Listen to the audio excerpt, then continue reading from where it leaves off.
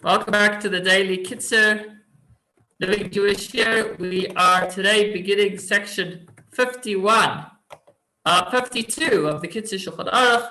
We're going to speak about the bracha that you make before eating fruits, vegetables, and other foods. Let's take a look at the Kitzur Shulchan Aruch.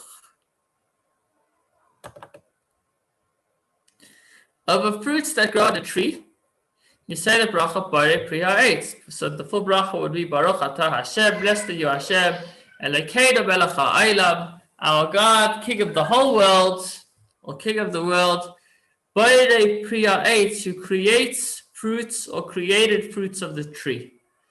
So that's if it's a fruit that comes from a tree. If it's a fruit or vegetable that grows in the ground, which would include various condiments, vegetables, legumes, corn, herbs, you would say the bracha, Borei Pri Ha'adama, who created the fruit of the ground. Now, what constitutes a tree? In order to be called a tree, it must have branches that survive the winter to produce leaves again, even though they are as thin as stalks of flax. However, a plant whose branches perish in the winter, although its roots remain intact, is not called a tree, and therefore the bracha would be Borei Pri Ha'adama, thanking Hashem for fruits of the ground.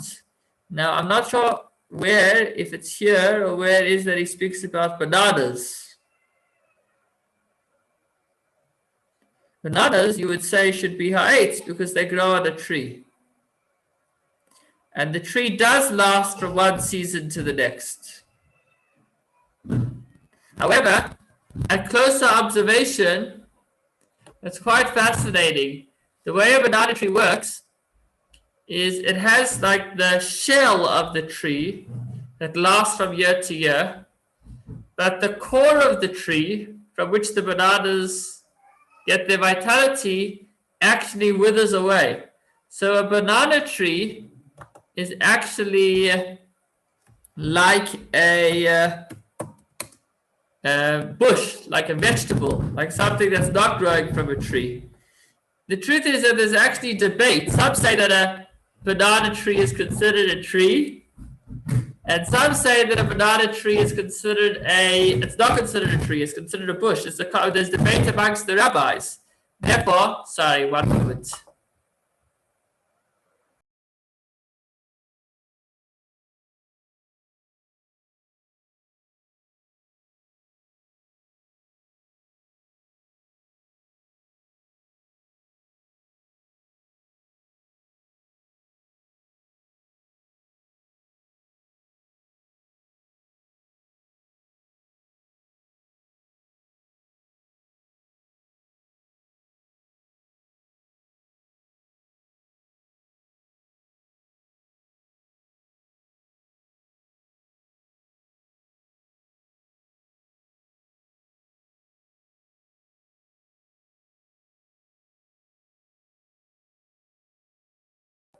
Sorry about that.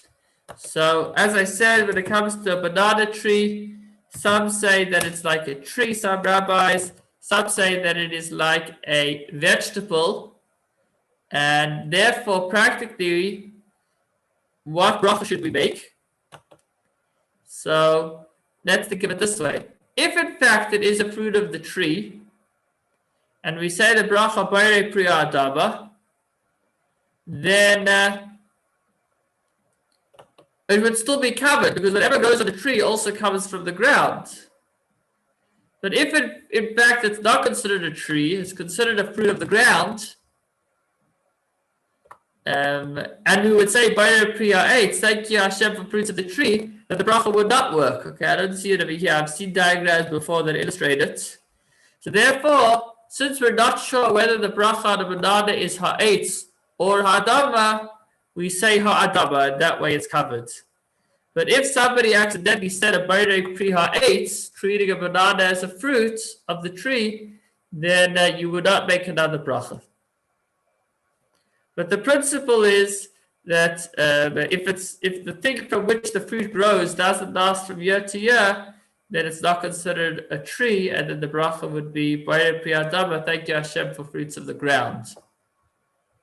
So that's for fruits and vegetables. Now, before partaking of food which does not grow in the earth, like meat, fish, milk, cheese, or drinking any beverage other than wine and olive oil, so you would say the bracha shahakal diyam dvarai, that everything comes into being by Hashem's word. He says that the word nihiyah should be pronounced with a comment under the yud, nihiyah and not nihiyeh. That's what the Kitzur says, although I must say that this varies from one community to another. Some say nihiyah and some say nihiyah. You would follow whatever your nusach is, whatever your siddur says. Now, mushrooms and truffles, although they grow in the moisture of the earth, they don't actually receive the nourishment from the earth, but rather from the atmosphere. Quite interesting. A mushroom could really also grow on a piece of metal. Therefore, they cannot be called fruit of the ground. So you would not say the bracha for fruits of the ground, Borei Pri Adama. Rather, you would say the bracha shahakol diyam dvarai, the bracha of everything that doesn't grow from the ground, on mushrooms or truffles, because they're not considered halachically a vegetable. They're considered like anything else. Okay. Now here's another important principle, and that is that although the bracha on fruits of the tree is Borei Pri Ha'etz, and the bracha on fruits of the ground or vegetables is Borei Pri Adama, so these brachas only apply when the fruit or vegetable is eaten in its primary form, in the way for which it was planted. Meaning, if it's a fruit that is best eaten raw, then this bracha would only be made if it's eaten raw. If it's a fruit that's best eaten cooked, then this bracha would only be made if it's eaten cooked. But if it's a fruit that's generally eaten cooked and you ate it raw, then you wouldn't be able to say the regular bracha. It would go down one level. Instead of being ha'etz, fruit of the tree, you'd have to say fruit of the ground, ha'dama. And if it's a vegetable, instead of saying Borei Pri Adama, fruit of the ground, it would be downgraded to shahakol. And so if it was something that's usually eaten raw and you cooked it, then it's not in its pristine state, and so the bracha gets downgraded. And vice versa, if it's something that's usually eaten, if it's usually eaten raw and you ate it cooked, or if it's usually eaten cooked and you ate it raw, then it wouldn't have the main bracha. The bracha would be downgraded.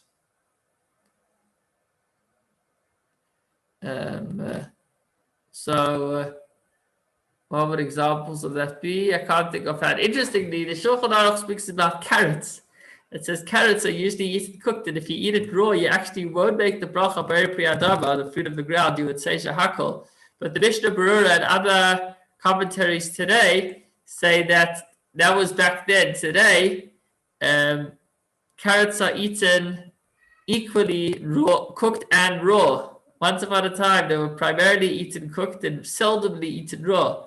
But the commentaries say that nowadays they're eaten both cooked and raw.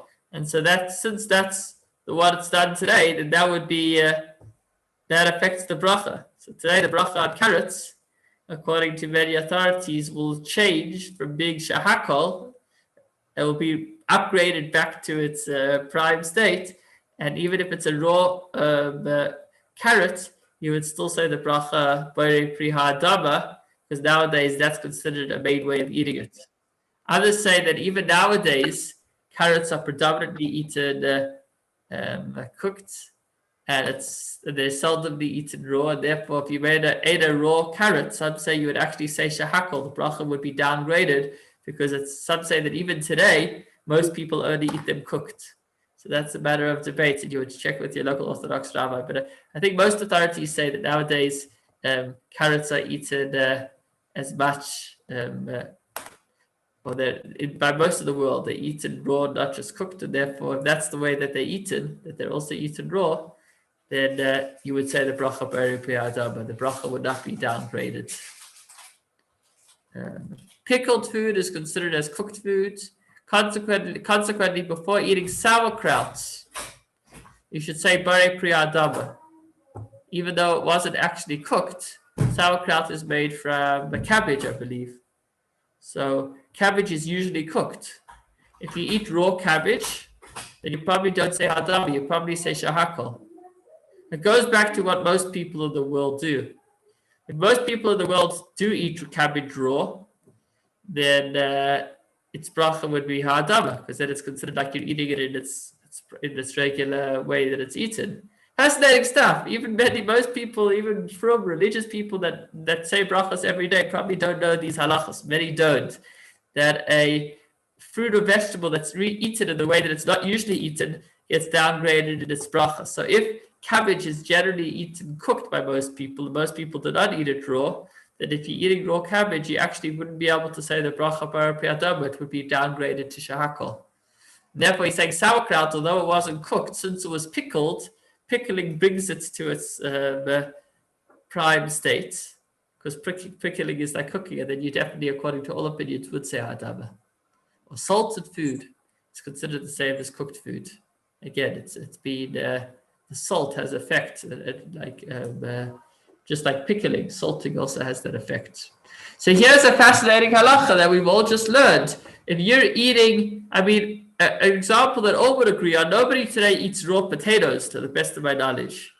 So if for whatever reason you decided to eat a raw potato, then definitely the bracha that you make would be shahakal.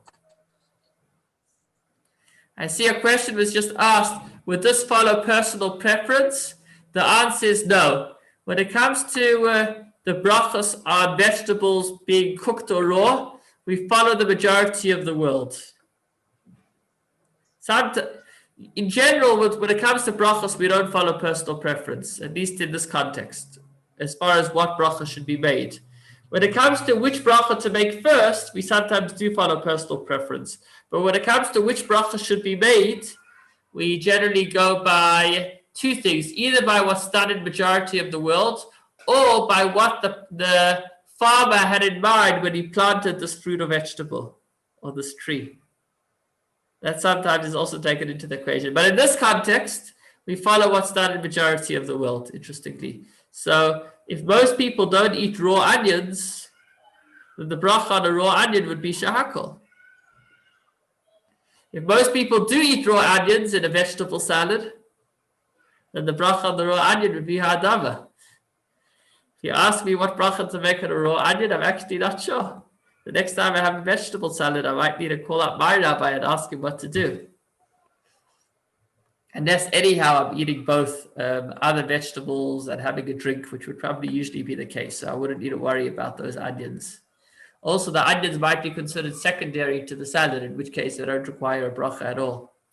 Sorry if I'm confusing things. Let's continue along inside.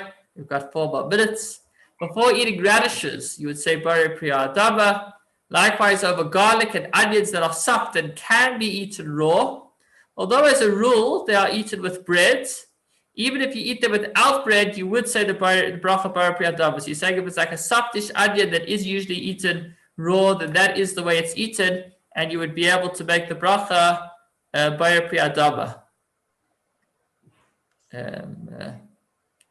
I'm not understanding exactly what you're asking, Safi. Cabbage and carrots salad could be exceptional to the machlokes.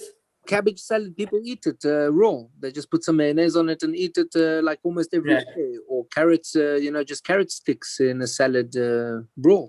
I think it boils down to what the majority of the world do. If the majority of the world do also eat cabbage raw and carrots raw, then the bracha would be hadama.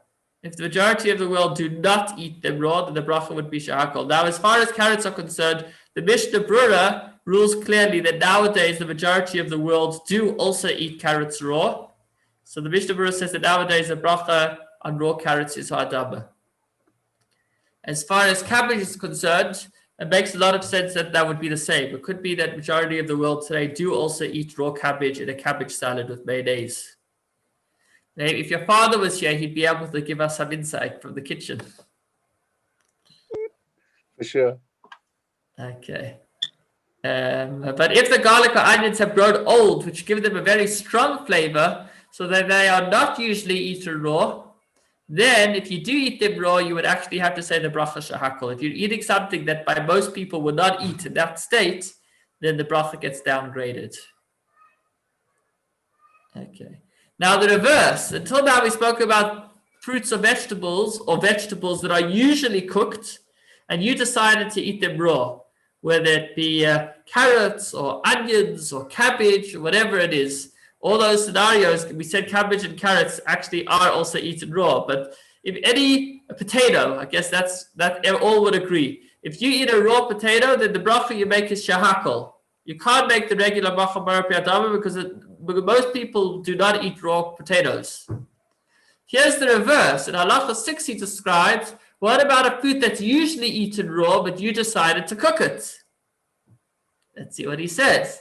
If you eat articles of food that taste better raw than cooked, because cooking actually spoils them. But it says spoils them, it doesn't mean that they become completely spoiled. It means that they don't taste great anymore. It doesn't mean that they're off. In Hebrew, Shabishul Bagareya Atan. The bishul causes them to become not as good, to become worse. Not completely spoiled, but the cooking reduces the fruit or vegetable from being in its ideal state to be eaten. Again, you would have to say shahakol, because you're eating the fruit or vegetable in a way that most people would not eat it. Even if they are cooked with meat and their taste improved because of the meat, nevertheless, since the meat is the main dish, we recite over them only the bracha shahakol. Meaning if you're adding in a little bit of something that's usually eaten raw, and here you cooked it as a flavor to the meat, then it still wouldn't have a bracha. You would just say shahakol on the meat because it's actually considered like secondary to the meat and almost like inexistent. It's like just part of the meat.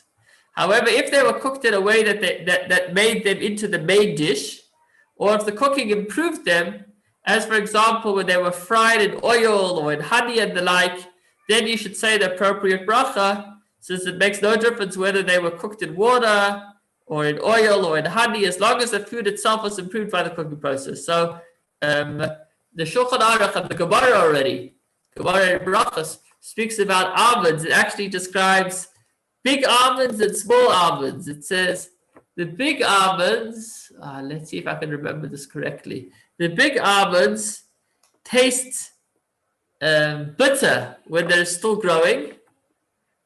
Let's put it this way. There's some almonds and there are other almonds. Some almonds originally taste bitter and end up tasting sweet. And other almonds originally taste sweet and end up tasting bitter.